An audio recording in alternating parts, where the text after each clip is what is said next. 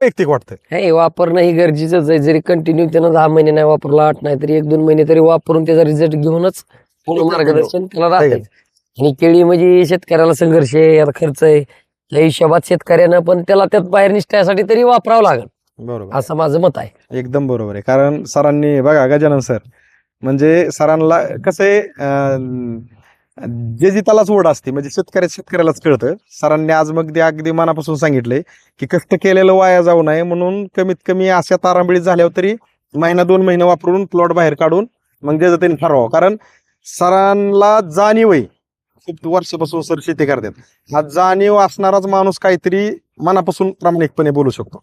आणि तुम्ही ही जी काय आता आपण अगदी खालीपर्यंत जाऊन पाहून आलो, आपला एकच उद्देश आहे वापरा बायोरेनिकचा, की कष्टकरी शेतकऱ्याला आम्ही हरवून देणार नाही. हे आमच्या कंपनीचा उद्देश आहे. आम्ही निमित्त आहे, आम्ही पगारीत, आम्ही काय वेगळा विषय नाही. पण विषय कसा आहे की उद्देश चांगला आहे म्हणून चाललो. कारण आम्हाला जरी कंपनी पगार देत असेल आणि तुम्हाला इकडे रिझल्ट भेटत नसेल तर आम्हाला काम करू वाटणार नाही, म्हणजे आमच्या जागेवर तुम्ही असू द्या, अजून तिसरा असू द्या, कोणी पण असू रिझल्ट द्यावा लागेल. आज आम्ही आनंदी काय तुमच्या बी चेहऱ्यावरती टवटवीत आहे, हिथं बी नाही, रिझल्ट ह्याचा 100% आहे. हा. रिझल्ट नाही म्हणजे- करायचा शॉट नाही. हा. तर कुठल्याही शेतकऱ्यांना अगदी हात जोडून विनंती की तुमचे प्लॉट जर वय खोललेला असेल, गच्चा धरलेला असेल, टेम्परेचरला बळी जात असतील तर 1-2 महिन्याचं वापरा बायोरेनिकचं मार्गदर्शन वापरून पहा. साहेबांना जसा रिझल्ट आलेला आहे तसा तुम्हाला पण येणार आहेत. साहेब नमस्कार. नमस्कार. तुमचं नाव आणि पत्ता सांगा बरं थोडक्यात. गणेश विश्वनाथ गवारे, मुक्काम तालुका परांडा, जिल्हा धाराशिव. बरं, ही जी केळी लागण केलेली आहे आपण किती बाय कितीवर लागण आहे? ही 7.5 बाय 4.5 फूट अंतर आहे. म्हणजे समोर 4.5 आणि आणि 2 ओळीच्या मध्ये 7.5. हा. आणि जात कुठली केळीची? जैन. जैन. आणि लागण तारीख? लागण तारीख 5 डिसेंबर 5 डिसेंबर 2025. 25. आणि आजची तारीख? आज तारीख 20 जानेवारी 2026. 26. म्हणजे किती महिने झाली केळी आपली ही? 1.5 महिना झाला मला. 1.5 महिन्याची केळी. येणाऱ्या 5 फेब्रुवारीला ह्या केळीला 2 महिने पूर्ण होतात, बरोबर आहे ना? तर आता आपण बघितलं अगदी सूर्यवंशी साहेब आहेत, पाटील साहेब आहेत आपले, आपण केळी अगदी पूर्ण पाहणी करून आलो. केळीत आज एक मेजर प्रॉब्लेम हा आहे की केळीने धरलाय गच्चा. सूर्यवंशी साहेब बरोबर. म्हणजे केळी तुटाळी तुमची कमी आहेत, केळी चांगलीच टाकली, अजिबात कुठलाही काय प्रॉब्लेम नाही. सेटिंग फक्त सेटिंग चांगली झाली म्हणजे मुळी चालू झाली, फक्त पाल्याने गच्चा धरलाय, पाल्यात पालाय, पाल्याला जो डिस्टन्स पाहिजे तो नाही. तर आता तुम्ही ह्या प्लॉटला हिथनं पुढं तुमच्या ह्या शेड्यूल मध्ये वापरा बायोरेनिकचं मार्गदर्शन ऍड करून आपल्याला केळी चांगली आणायची. आता आपण उभा कुठं राहिलो त्यासाठी लोकेशन घेऊ. पलीकडून किती लाईन मध्ये बघा, पहिली लाईन, दुसरी, तिसरी, चौथी, 5व्या लाईन मधलं किती झाड? तिसरं झाड. ह्या साईडला डीपी आहे, ह्या साईडला विहीर आणि तुमचं सौर ऊर्जा पॅनल आहे. आणि अशीच केळीचे 3 तुमच्या सब लाईन आहेत टाकलेल्या. आणि किती हजार झाड आहेत हे? हे तर 25 झाड आहेत. 2500 झाड आहेत. दुसरीकडे आणखी आहेत ते 1100. आणि सगळ्यात महत्वाचं तुम्ही वापरा बायोरेनिकचं मार्गदर्शन हिथनं पुढे वापरणार आहेत. पण तुमचा योगायोग आजचा आपला असा की आपण ज्या वेळेस पाटील साहेबांच्या प्लॉटवरती निघालो त्यावेळेस योगायोग तुम्हाला त्यांनी चालता म्हणले साहेब येत आहे काय, आणि तुम्ही तुमचं जे आहे शेड्यूल ते साईडला ठेवून गाडीत बसलीत. आणि योगायोग असा की गाडीत बसून तुम्ही त्यांचे प्लॉटला वापरा बायोरेनिकचं मार्गदर्शन वापरलेलं पाहून निर्णय घेतला की आपल्याला पण वापरायचं. म्हणजे हा विषय कुठंच ठरलेला नव्हता आजचा, आमचा बी नव्हता आणि तुमचा बी नव्हता. पण योगायोग पण तुम्ही तो धाडसी निर्णय घेतलाय की त्यांच्या प्लॉटमध्ये साहेबांच्या बदल झालेले बघून. बदल आहे त्यांच्यात आमच्यात भरपूर आहे. का नाही? त्यांची ना आमची संघटची लागण आहे म्हणलं तरी आज चालेल. आपण तिथला त्यांच्या दुसऱ्या अवस्थेचा व्हिडिओ पण काढलाय. तर तुम्ही आता इथनं पुढं केळीत तुम्ही नवीन आहेत, सगळ्यात महत्वाचा विषय. मग आता तुम्हाला केळीत नवीन आहेत आणि तुम्ही वापरा बायोरेनिकचं मार्गदर्शन घेताय, तुमच्या या शेड्यूल मध्ये ऍड करायचे म्हणजे खर्च वाढणार आहे.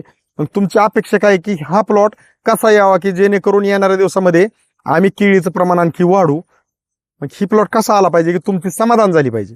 ह्या प्लॉटचं कसं, माझं मत कसं आहे, कमीत कमी आपण पहिल्या प्रथम ह्यात आता उतरलोय. बरोबर. आणि उतरल्यानंतर आपल्याला कमीत कमी लोक 30-35 टन काढते ती.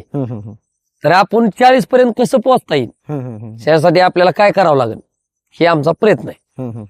म्हणजे आपले रेग्युलर शेतकरी 30-35 टन काढतात, तर तुम्हाला 40 टन पाहिजे. 40 टन पाहिजे तर आपल्याला त्या पद्धतीने तुम्ही खर्च पण करायची तयारी आहे, कष्ट पण करायची तयारी आहे. फक्त पिकांनी साथ दिली पाहिजे, ही नजरेला दिसलं पण पाहिजे आणि ती येणाऱ्या पट्टीवर अनुभवायला पण मिळालं पाहिजे.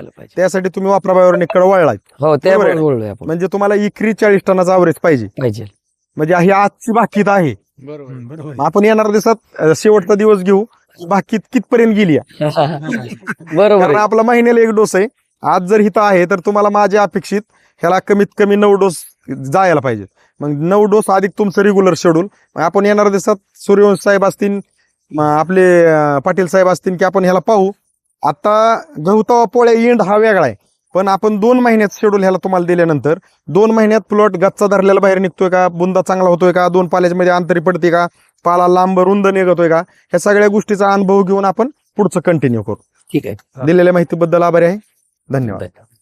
साहेब नमस्कार. नमस्कार. आपलं नाव आणि पत्ता सांगा बरं थोडक्यात. गणेश विश्वनाथ गवारे, मुक्काम तालुका परांडा, जिल्हा धाराशिव. आपण ह्या प्लॉटला 20 जानेवारी 2025 ला आपलं 26 ला 20 जानेवारी 2026 ला प्रवीण विलास पाटील सर डोमगावचे आणि परमेश्वर सूर्यवंशी ह्यांचा आपण प्रवीण सरांचा ज्यावेळेस पाटील साहेबांचा प्लॉट बघायला गेलो डोमगावला, त्याच्यानंतर तुमचा हा पहिला प्लॉटला आपली पहिली व्हिजिट होती 20 तारखेलाच 20 जानेवारी 2026 ला. बरोबर आहे. बरोबर आहे. आजची तारीख काय? आज 14 मार्च 2026. मग तुम्ही तिथला रिझल्ट पाहून इकडे तुम्ही वापरा बायोरेनिकचं मार्गदर्शन अगदी खूप मोठ्या धाडसाने घेतलं.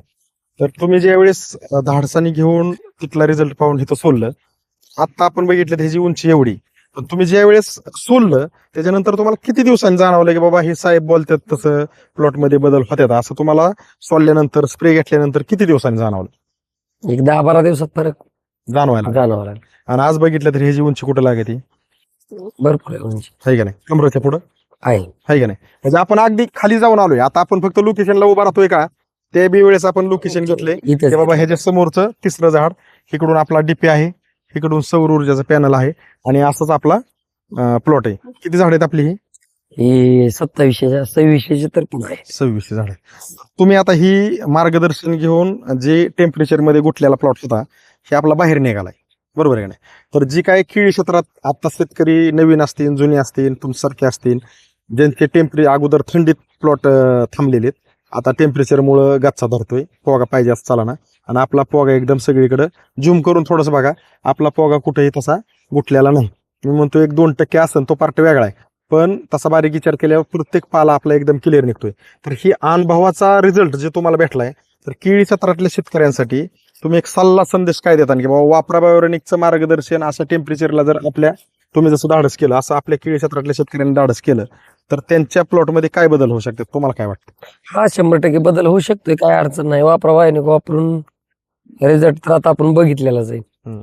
शंका घ्यायचं काय शंका कारण आहे? घ्यायचं काय आहे का कारण? नाही? त्याच्यामुळं वापरायला काय अडचण नाही. हा, कारण मला वैयक्तिक असं म्हणायचे, तुम्ही असन किंवा मी असन किंवा आपल्या दोघांपासून अजून 3रा असन, आपण कितीही बोलकी कितीही पोपटावून बोललो तरी आज ऍग्रिकल्चर मध्ये ह्याला हलवणं म्हणजे एक खेळ नाही. रिझल्ट आधी करून दावलं आणि मग सांगितले आहे का नाही? तुम्ही त्यावेळेस तुमचा शब्द होता त्यामुळे की आधी तुम्ही करून धावताय आणि मग धावताय. तसं आपल्या इथं पण तसंच घडलंय. म्हणजे आधी आपण इथलं वापरण्या अगोदर घेतलंय आणि आज दिलंय. आहे का नाही?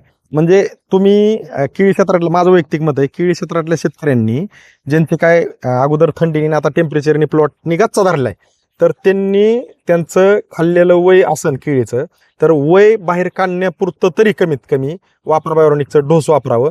तिथनं पुढचं परिस्थिती तुमची चांगली झाली, तुम्ही वापरा नका वापरू, तो पार्ट वेगळा आहे, पण आपलं कष्ट वाया जाऊ नये ह्याची प्रत्येकाने दखल घेणं गरजेचं आहे. म्हणजे मला वैयक्तिक वाटतं हे वापरणं ही गरजेचंच आहे. जरी कंटिन्यू त्यानं 10 महिने नाही वापरला, 8 नाही तरी 1-2 महिने तरी वापरून त्याचा रिझल्ट घेऊनच पूर्ण मार्गदर्शन त्याला राहते.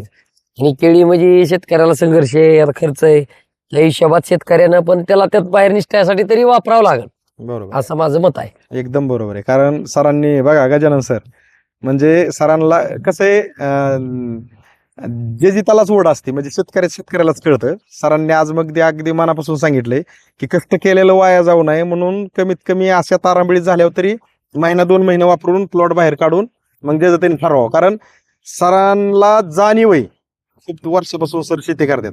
हा जाणीव असणाराच माणूस काहीतरी मनापासून प्रामाणिकपणे बोलू शकतो. आणि तुम्ही ही जी काय आता आपण अगदी खालीपर्यंत जाऊन पाहून आलोय, आपला एकच उद्देश आहे वापरा बायोरेनिकचा, की कष्टकरी शेतकऱ्याला आम्ही हरवून देणार नाही. ही आमच्या कंपनीचा उद्देश आहे. आम्ही निमित्त आहे, आम्ही पगारीत, आम्ही काय वेगळा विषय नाही. पण विषय कसा आहे की उद्देश चांगला आहे म्हणून चाललो. कारण आम्हाला जरी कंपनी पगार देत असेल आणि तुम्हाला इकडे रिझल्ट भेटत नसेल तर आम्हाला कामं करू वाटणार नाही. म्हणजे आमच्या जागेवर तुम्ही असू द्या, अजून तिसरा असू द्या, कोणी पण असू रिझल्ट द्यावा लागेल. आज आम्ही आनंदी काय, तुमच्या बी चेहऱ्यावरती टवटवीत आहे, हिथं बी नाही रिझल्ट ह्याचा 100% आहे. हा. रिझल्ट नाही म्हणजे- म्हणायचा शॉट नाही. हा. तर कुठल्याही शेतकऱ्यांना अगदी हात जोडून विनंती की तुमचे प्लॉट जर वय खोललेला असेल, गच्चा धरलेला असेल, टेम्परेचरला बळी जात असतील, तर महिने 2 महिन्याचं वापरा बायोनिकचं मार्गदर्शन वापरून पहा. साहेबांना जसा रिझल्ट आलेला आहे तसा तुम्हाला पण येणार आहेत. आणि तुम्ही केळी क्षेत्रातल्या शेतकऱ्यांसाठी जसं गल्ली त्याची माहिती दिली त्याबद्दल आमच्या वापरा बायोऑर्गॅनिक कंपनीकडून, कॅमेरा धरलेल्या गजानन साळुंके सरांकडून तुमचं मनापासून साहेब खूप खूप धन्यवाद.